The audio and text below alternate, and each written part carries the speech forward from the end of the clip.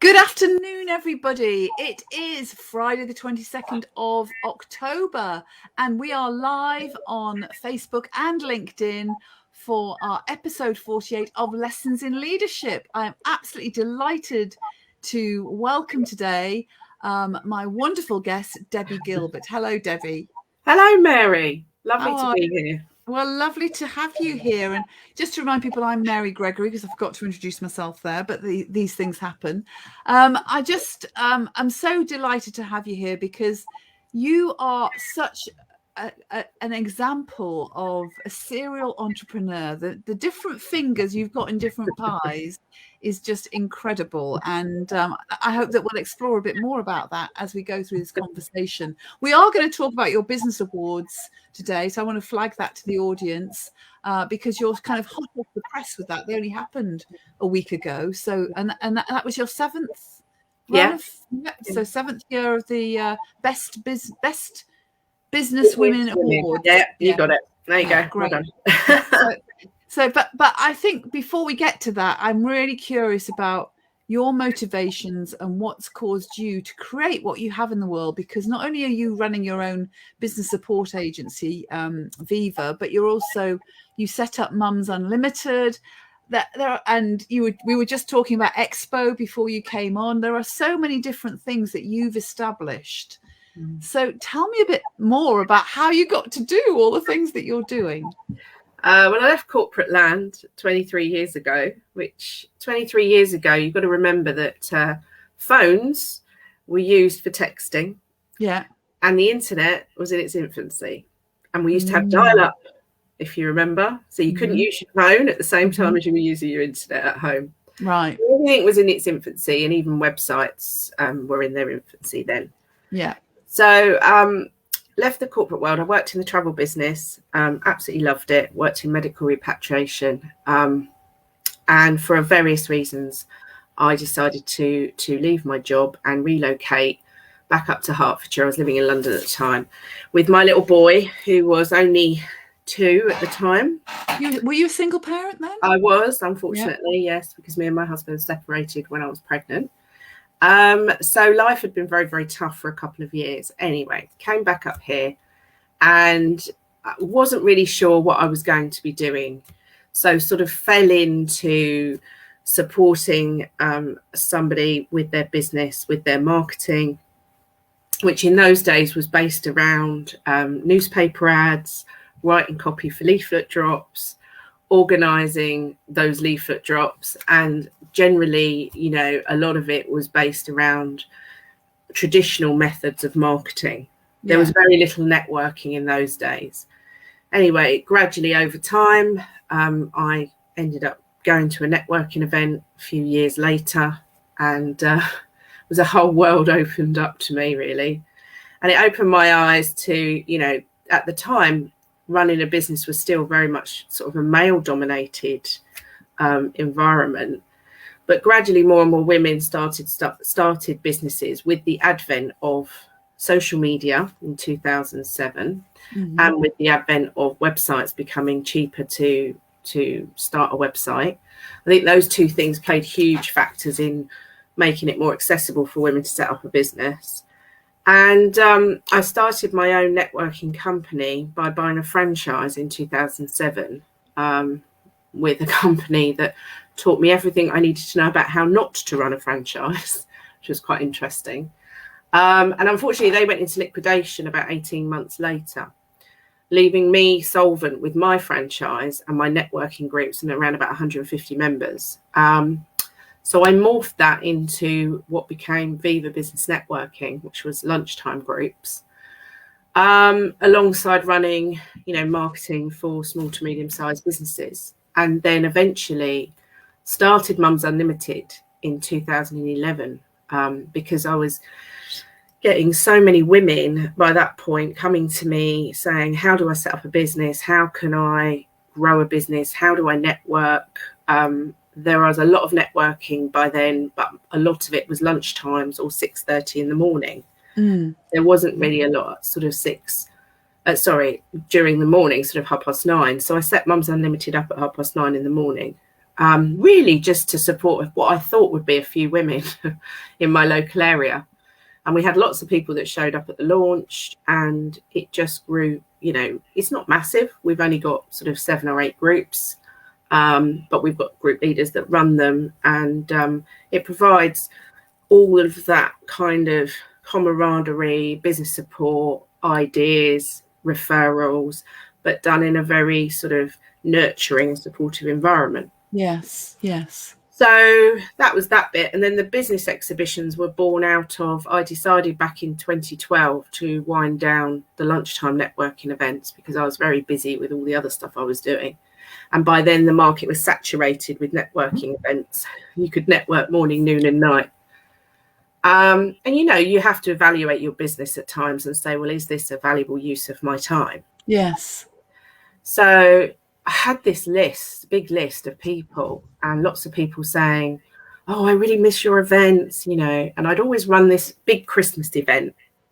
About 100 people used to come along every year. I still run it. And I just sat there one day and I thought, what, I could just do like a one-off business exhibition. So I did, and ran one in Luton and one in Watford that year. Ended up doing 2. Really successful. We had hundreds of people there, sold out the stands. It was an absolute triumph. And I called it the 3 Counties Expo because I wanted to kind of make it something that was appealing and that was like, not Hertfordshire Expo or Bedfordshire Expo. It was about bringing people together from cross counties, because I saw there was a lot of people were quite insular in their networking and they were all focused on their local areas. However, there's loads of opportunities out there in your district, if you like. Yes. So that's why I set up 3 Counties Expo, which ran until the pandemic, and we're bringing it back next year. Wow. And the awards, again, was born out of me sitting at an award ceremony, having won an award, which was great. I won about 3 or 4 business awards, East of England, Business Champions and SME Hertfordshire and various ones. And I sort of sat there thinking, where are all the women? There weren't many women. It was mostly men that were winning these awards. And again, there's other awards have cropped up now. But when I set mine up in 2015, there was business awards for women, but for women who were running multi-million-pound businesses. Yes. Which obviously very valuable. However, there is a huge raft of women, tens of thousands of women running businesses, which are actually the backbone of our economy. Yes. Which weren't being recognised. Isn't there? I heard something recently, and I can't remember where. Aren't there more women running smaller businesses than there are men? Is that? I think true? there are now. I think Yeah. I don't know the statistics on that, Yeah. but it would not surprise me. Yes. Because there was a whole raft of factors around female entrepreneurship. Childcare costs escalating, travel costs escalating, and women finding that their employers were still not offering flexibility. I mean, Yes. I think more employers are now. But, a lot of women like the flexibility, which is what I, absolutely loved about running my own business, was that I had the flexibility to be there for my children. Yes. So that's where the Best Business Women Awards came from. And yes, it's great. Other people have jumped on the bandwagon and set up Business Women Awards. And just like Mums UnLtd, lots of people have set up mums networking groups. And people say to me, does it irritate you? And I say, no, it doesn't, because it means that what I'm doing is so great, somebody's copied it. So this is so it's interesting. So this is I want to take us down an avenue that I actually, it's just coming out of listening to you now, and what's occurring to me is that I do a lot of work with women leaders in terms of designing and delivering women leadership programs. And a lot of the research that comes out of women around women and being in leadership is that they don't like to network or they network differently to how men network.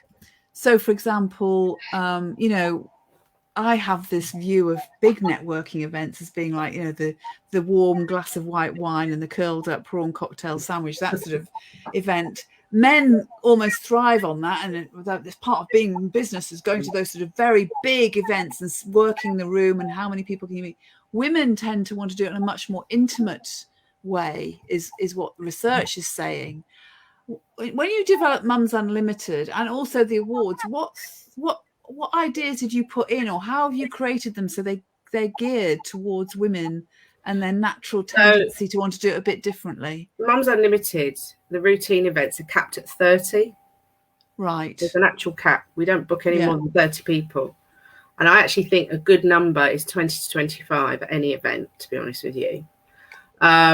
So the concept behind that was that, you know, it was that nurturing environment I wanted, and the ability for people to bond and make really strong relationships together. Yes, yes. And I don't think you can do that in a room of 70, 80, 90 people. Yeah. So that was really quite critical for me, that I wanted to keep the group small. And also we do a 1 minute round, and half an hour of listening to 1 minute is more than enough for anybody. Yes. Because we all switch off. We switch off after 20 to 25, to be honest. Yes, yes. Of listening, you know, that's just how human beings are. And the Best Businesswomen Awards, what I strive to do with it, and I think I've got there because I listened to the feedback, is that everybody that leaves the room that night who has been chosen as a finalist leaves a winner, and they leave feeling like a winner, and they leave with a sense of accomplishment, a sense of you know, that their achievements have been truly celebrated. And I've been to too many awards where the finalists were just forgotten about. You know, I've been a finalist, I've been a winner, but you know, you want a finalist to have a positive experience. So I'm out to change the awards industry now, and make awards companies recognize every person that they've chosen. If it's a true selection process, okay, because there are awards that shortlist everybody, and that does go on, but if it is a true award selection process, then you should recognize every single finalist in the room in some way, shape or form. And I so agree. You know, that is not about giving them a generic certificate that everybody's got. That is not about not giving them their moment, you know, to celebrate. You know, I see a lot of things in the awards industry which make me cringe, frankly. So, I mean, I'm sitting here because I want to share something with you, and because you know, our question today is, are business awards a good thing? And I was very fortunate to be invited by one of my coachees who was nominated for an award. Incredible woman, actually, doing some great work out there. And so, you know, she put together a table. There was 10 of us that we all went with her, and there were 6 finalists in this particular awards. And I think we might have had our starter. We might not even have had our starter. We just sat down for the dinner, and they said, "Okay, we're putting the 6 finalists are going down to the final 3," and they announced the final 3, and she wasn't in the final 3, and it was like so kind of, oh my God, why are we here, sort of thing. I thought it was really, really badly handled, actually, and it felt like they just got us all in to pay for the dinner and to make up the room, sort of thing. But the way that was so insensitively handled, well, that's awful. Maybe, I don't know, is it because I'm a woman that I think that's not great? I don't know. I don't think anyone would think that was a great idea, and that's the sort of thing that makes me cringe when I hear this stuff. I mean, you know, if you ask me if awards are worth it, it's about doing your research on those awards before you even pick up a pen to enter or start typing your entry. And you want to look at them across the board and see, you know, try and find out as much as you can about the judges, the entry process, the ceremony, how much social media do they do? Do they do a press release? What do they do for their winners and finalists? And do your due diligence, because not all awards are equal. Yes. And it's so important. And a lot of people don't do that due diligence and then have a bad experience like your friend did. And that is appalling. I mean, I've been to some really bad awards, and I've been to some really brilliant ones. So, and of course, mine are brilliant. No. Well, of course, that goes without saying, Debbie, because I mean, what I get, my next question is that was a dreadful experience. And, you know, it's like, God, we've got the rest of the night to kill now. And we know that our good colleague here hasn't won it. what is an experience? How do you make it good? What's a positive experience that you can create it as? It's really about the atmosphere of celebration. If you can create that, and that's, you've got to think of it like a big party, really, and a big celebration. And yes, there's formality, but what people don't want to do is sit and listen to sponsors droning on about their business for 10 minutes. I mean, I've been to some events where, they run over time because the sponsors are just talking about their business. And I appreciate sponsors want publicity. However, the awards night is not the place to do it, because people are there to find out, have they won? That's what they're there for. Have they won? And if you're going to create an atmosphere, you've got to create it as one of celebration. And that involves the kind of entertainment that you choose and your MC. And there's so many elements that you put together. And I think it's about recognizing everybody that's in the room. So if you've been chosen as a finalist, as an award organizer, you need to think about how you're going to celebrate everybody, not just the winners, because there's always going to be more finalists than winners. Yes. You've got 16 categories like we had last week. You've got 16 gold winners. What about the other 80 people that were sitting there? Yes. And do you want them to walk out the door feeling like a failure when they've been shortlisted from hundreds of entries? Yes. No, you don't. In my opinion. And I've been to a lot of awards with 500-600 people where I wouldn't say I walked out feeling like a failure, but I certainly didn't walk out with an air of, that was a great night and didn't I do well to get that far. I sort of, you just leave and that's the end of it and you kind of forget about it.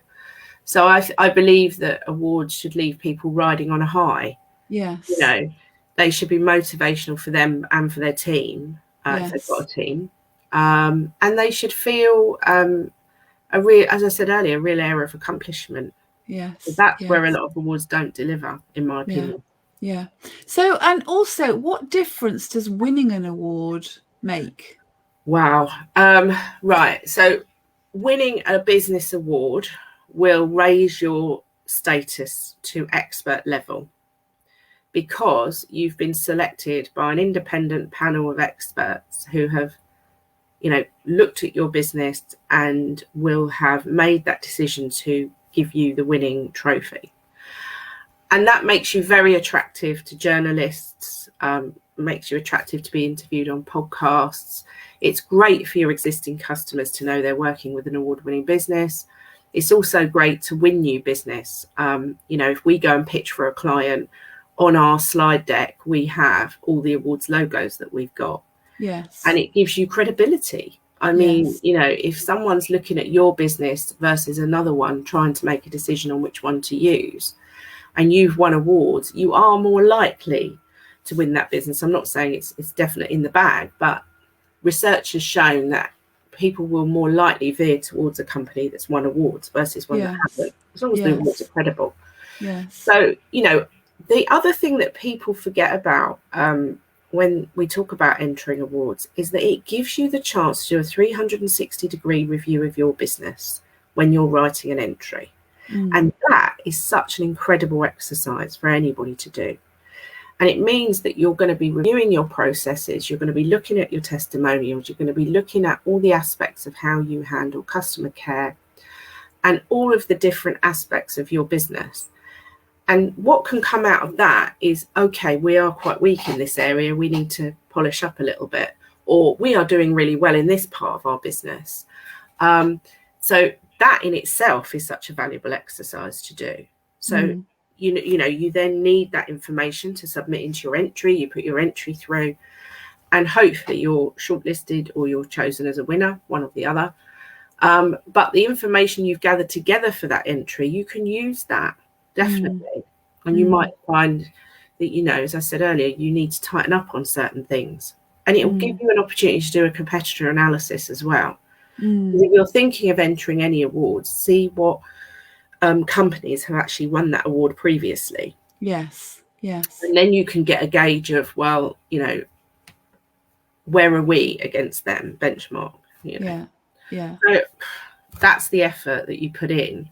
And you can reap the rewards from just writing your entry. Yeah, that's incredible, because I think that to me is like, whether you win an award or not, it's the learning process you go Yeah. through, which in itself is going to be really helpful to your business. Yeah. As well as the chance that you might get something at the end of it that is going to actually continue to, and even becoming a finalist by the sound of it is an achievement in itself. Oh, massively. And like, Yeah. it's great to see pictures this week being posted on social media where I've obviously put different companies together at the ceremony, and they've connected. I had 2 people come up to me on the night and say, oh my goodness, I wasn't expecting to walk away with a potential lead from this night, but I've now got a potential lead with somebody I've been chatting to. So there's opportunities to network and to meet other businesses. And when you get a program from your event, you should be going through it and connecting with people and trying to arrange, conversations, because you have that commonality that you were at the event together. So it's the starting point. You might not get to speak to them on the night, but with our program, all of our finalists are listed, their website details, what they do. Yeah. And, go through programs and connect up with people. Yes.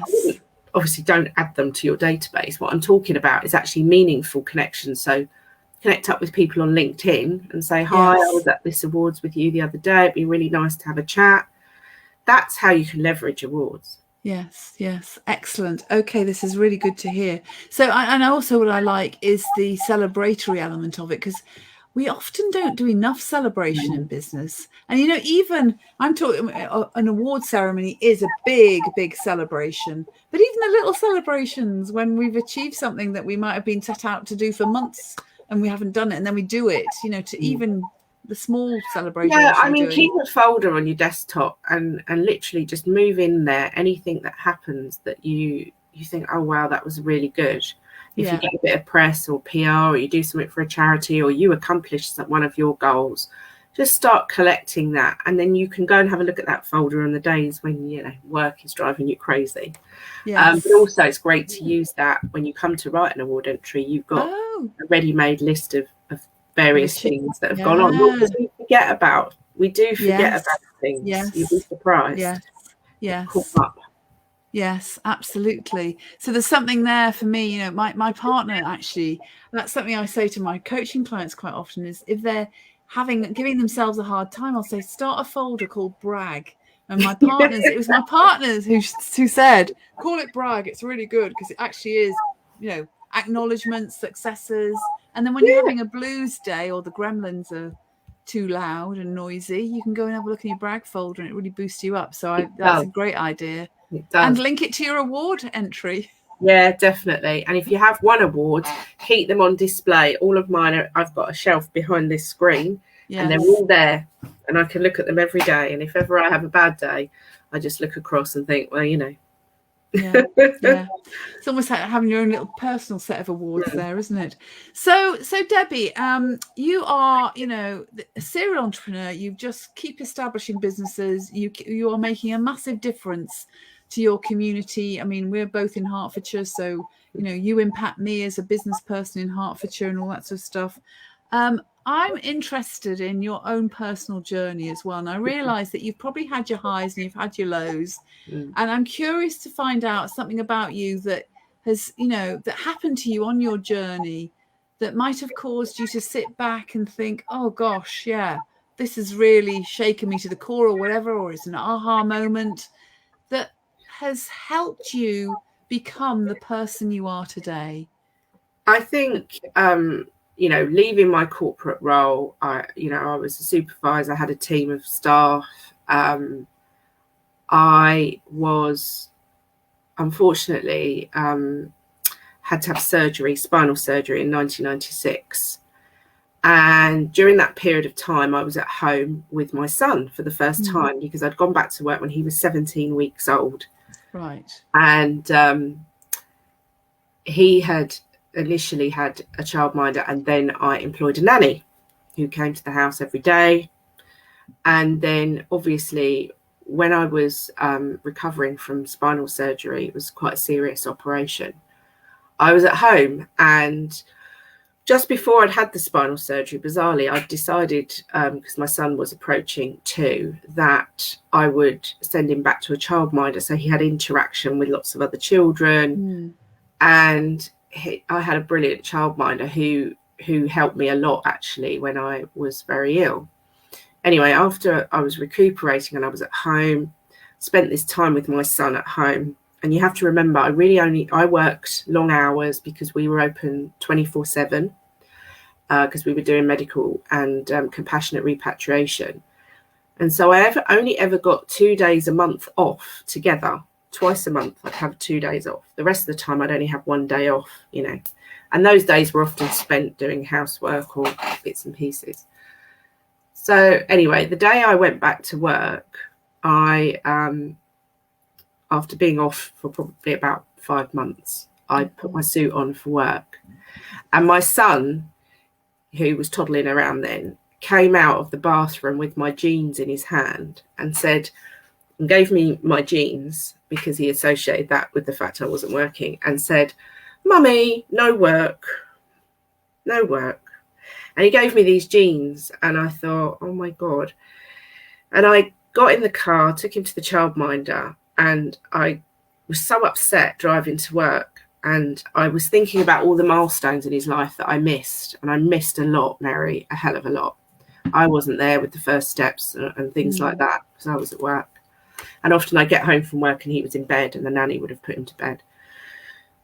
And I literally went back to work, first day back for months, and thought, I can't do this anymore. You know, I'm going to miss the most valuable years of his life. I've already missed the first 2 years. So I walked into the office, having not been there for ages, and everyone's like, "Oh, I love you to see you back." And I walked into my manager's office and said, "I'm resigning." Wow. And I had to give 2 months notice because of the level that I was. And he said, no, just take some time. This is a knee-jerk reaction. You need to think about it. You know, it's traumatic when you've not been at work and you come back, and et cetera, et cetera. So sit on it for a couple of weeks. And I did sit on it for a couple of weeks. But every day, the desire to leave and come back up to Hertfordshire, because I was living in South London at the time, was stronger, and the pull was stronger, even though I didn't really know, Mary, what I was going to do. But my pull was to spend time with my son, if I'm honest, and to reevaluate my life and what I was going to do. So I did do it, and I resigned and I left. I actually did slightly over my 2 months notice, and I left on January the 2nd. And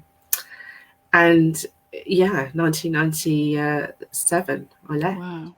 And that was it. And it was a roller coaster, really, after that, for a while, of thinking, well, what am I going to do now? Because medical repatriation work is so specialised in the travel industry. And I'd done business travel before that, but I didn't want to go back to doing business travel. And it was just sort of like evaluating your life, really. So I think whatever happens to you in your life, you will always get through it. I do believe that. And somehow you find a path, don't you? You find a way. I know. It's what I get is that there's something about the message that your son gave you when he said that about your genes and no work, mummy, no work, was so powerful. It caused you to completely transform your life, actually, on the back of that. It did. And it made me, you know, this was a job that, you know, I absolutely loved, Mary. I can't tell you how much I loved that job. But I loved my son more. Yes. And I loved my job, and I'd done really well, and I had a great team, and leaving was the hardest thing I ever did, but it was the right thing to do. And so I'm really proud of where I've got to with my business and where I'm at now. And it was the right decision, 100%. Yes. And so I'm curious then about, you moved from that job that you loved, and absolutely you had the clarity that was absolutely the right thing to do, even though you loved the job and you loved the people. How did you then become this serial entrepreneur who's really a leader in business? You know, you've set up Mums UnLtd, you've set up Expo, you've set up the Best Business Awards. What's the link between that and who you are today? Do you know, Mary, I'd love to know. Because I don't know. And I mean, this is the weird thing, you know, when when I look back on my life, if you'd have said to me, 25 years ago, this is what I would be doing now, I would have been like, running a business? What? It was never something. I didn't come from a family of entrepreneurs. I didn't sell lemonade outside my house. I was not an entrepreneurial person, but what I was, I think, being the eldest of 3 children and having the situations that I grew up in, I needed to be strong and I needed to be a little leader. So I was always somebody that was the organizer. I was always the one that was chosen as the sixer at brownies or the patrol leader at guides. And I was always the one that if ever there was a night out being organised with my friends, it would be me organising it. And I don't know, I'm just a naturally born organiser. My mum was very involved in the church and the PTA as I grew up. And I think, she always did quite a lot of fundraising. My grandmother did a lot of fundraising. My grandmother was a born organiser as well. And I think you're either, maybe you do see that as you grow up, but also maybe it's innate, maybe it's in you. And I think I unfortunately, I came back up here, and as the business grew, as I started to develop a business, and it really was, just learning as I went along, I remarried and had another child, and my second marriage didn't work out either, and became a single parent again. But by then the business was really good, and it sustained me, enabled me to get a mortgage, to buy out my ex-husband, to have a very nice lifestyle with my children. And when I finally met my third husband, we've been together 15 years this weekend. We're married for 15 years, together for 17 years. I was in a very solid place, but I worked really hard with the business to get myself in that solid place. Yes. And I think I've always, I'm quite good at innovating ideas and thinking, oh, that could be done, or this could be done better, or I just naturally come up with various different ideas. But my business could be a lot bigger than it is, believe me. But I chose to take this path because up until 3 years ago, my mum, she passed away 3 years ago. She was very ill and very needy. And my dad had dementia, and he died in 2009. So over that period of time, with looking after 2 children and 2 sick parents and running a household, I think, and a husband like John, my husband, worked abroad a lot. So I was, although I was married, I was like a single parent from one, and I think that where I've got the business to, and I've written a book, and I've got a podcast, and I've done the awards and the expos and Mums UnLtd, if I depart this world tomorrow, I don't leave without thinking I haven't accomplished what I've wanted to do. So I have. Yes. And I'm sort of reaching that impasse now where I'm thinking, well, what is next, really? Ideally, I want to try and semi-retire in 2 years' time. Yes. And I want to do more charity work, because that's right. So I think, that's the journey. But I think I'm just somebody who, I just think I'm just a natural innovator. That's what it is. I think that's what I'm hearing is it's like, and also the courage and trusting the process, listening, being alert and listening to the messages that are coming towards you and creating something from that. Very, very powerful. Being organised as well. But also the final thing I would say is I always ask myself when I set out on a new project, what's the worst thing that can happen? Yes. So, a lot of people sit on the sidelines thinking they want to do something, whether that's personal or business, and they procrastinate and they procrastinate and they procrastinate and they never do it, or they never, they sort of think, oh, I've got to get this logo right, or I've got to do this website and that's got to be perfect. At the end of the day, better done than perfect is my motto. Great line. Yeah. Great. And what else, what can go wrong? Well, what can go wrong? We learn from experiences. I don't look at anything as a failure. You just learn from what you've done, and if it doesn't quite work out in one way, then you just adjust it and work it so that it'll, you know, what I say to people is, if you're starting a business or a project, the chances are that business or project will not be the conceptual idea will not be the finished result. Yes. Because you will evolve with that idea. Yes. Very much so. And that's about the flexibility and the agility and being open to what is possible, rather than having that fixed idea of, this is the business I want to create. It's got to be perfectly like this. No, it doesn't have to be perfectly like this. You know, I think about writing my book. My book didn't, I had an idea of what I wanted to write, but by the end of the book I ended up writing didn't look what I thought it was going to look like. Didn't even have the title. I mean, I didn't think it was going to be called Ego. So yeah, it's being open to that possibility and seeing what starts to show up, because that can be equally as valuable, if not more so, than the original idea you might have had. Totally. So fantastic, Debbie. We are completely out of time. So I'm not even going to ask you for your final thoughts because we are so out of time. I'd just like to thank you so much for sharing your story so powerfully. I think I left my final thoughts, Mary. I think you have. I think what you were sharing there was really, really powerful. Thank you so much for that. And I'm sure we are, you know, I've got other stuff planned where I'm sure we can connect and do something similar to this again. Thank you. In the not too distant future. But I would like to say goodbye to everybody who's been watching us this morning. We have had people watching today. So do leave your comments in the comments box. We always reply to all of them. And if you're watching and catch up, again, please leave me your comments. I always love to hear your thoughts and reflections on what our speakers are sharing. And next week, I'm absolutely delighted to welcome Lorraine Thomas, who is another phenomenal leader. These lives are just always phenomenal from my point of view. We always have phenomenal guests on. But Lorraine is coming to talk to us about property and how to do balance, creating a business between profit and purpose, and making sure there's that social heart embedded in your business. So very much looking forward to talking to her then. And we will see you next Friday at 12 noon. Bye for now.